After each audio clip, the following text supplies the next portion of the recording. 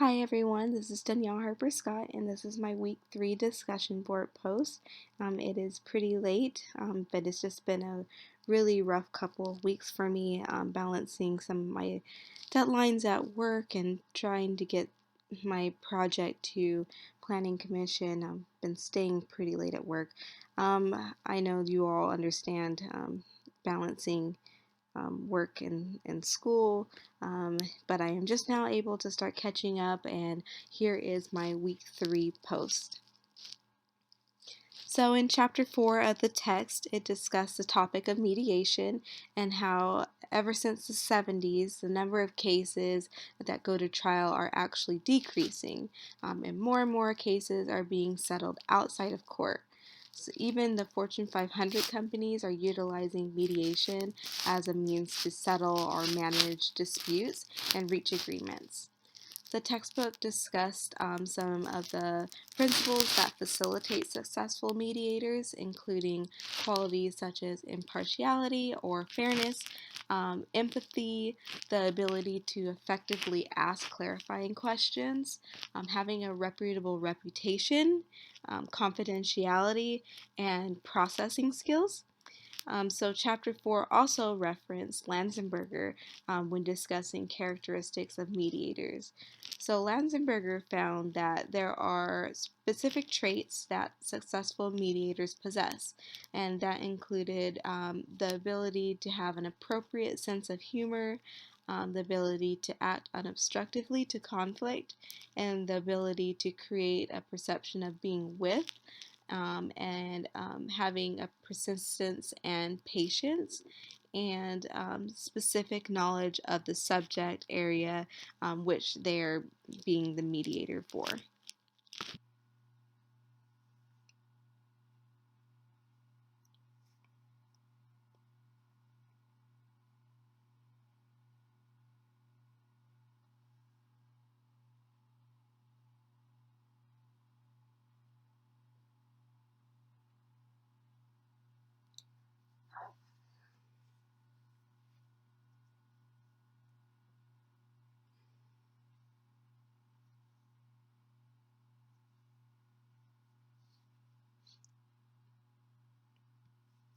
After reading Lanzenberger's full article titled Final Report on Research Projects in Mediation, I learned that his article was framed off of the question whether or not tests can be used to identify traits that were desirable for mediators to have.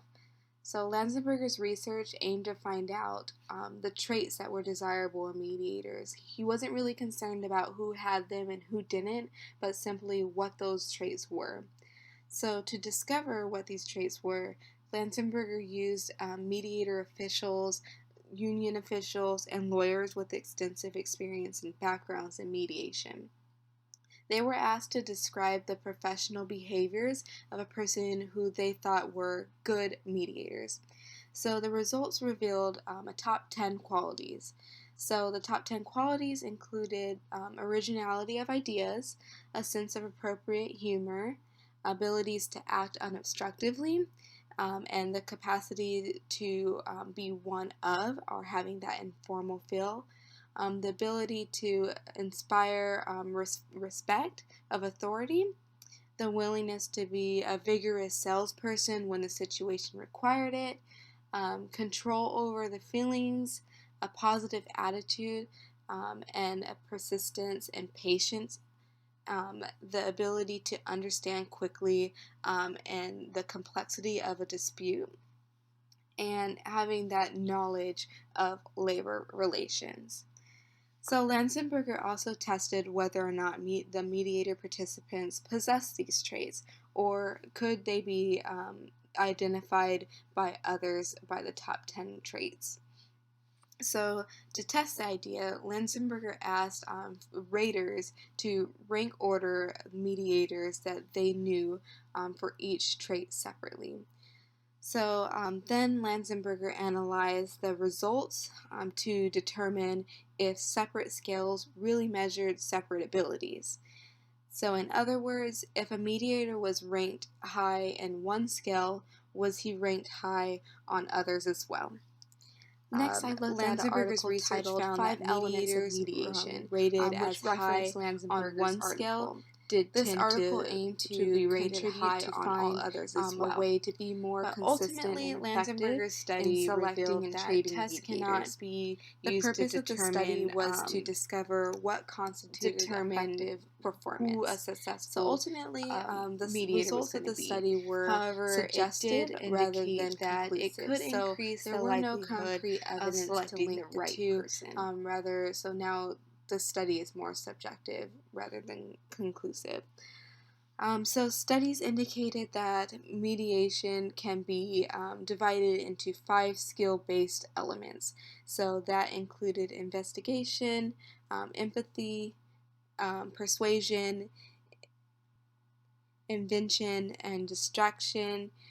Plus, there was a 6th element that they added, which was knowledge in the field. So these 5 to 6 elements were pretty much what was based off of Lanzenberger's original research. So next, the study found that even though mediators demonstrated these qualities, there was a substantial difference in the levels that they were comfortable with. The article then found that that you could use the division of skills to develop a training program, and that the 5 skills constitute a useful matrix for explaining what a trainee is seeing for and for helping a trainee pick and choose among the techniques which each skills to find a fit for his personality. Lastly, the division of mediation skills allow for an easier comparison of mediators. So that was the article that I reviewed. Thank you guys so much for listening, and I hope you guys have a great rest of your week. Thank you.